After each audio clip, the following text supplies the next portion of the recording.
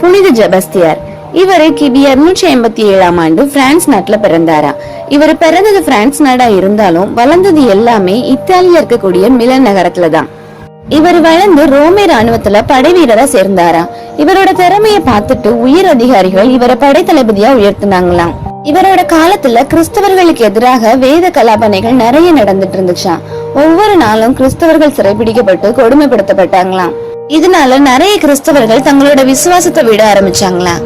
அந்த டைம்ல மார்க்கஸ் மர்சலின் அப்படிங்கிற 2 இளைஞர்கள் கொடிய அரசாங்கத்துக்கு பயந்து கிறிஸ்தவத்தை விட நினைக்கும் போது ஜெபஸ்தியார் இவங்களை சந்திச்சாராம். அவங்க 2 பேருக்கும் நிறைய அட்வைஸ் சொல்லி அவங்கள கிறிஸ்தவத்துல உறுதிப்படுத்தினாராம்.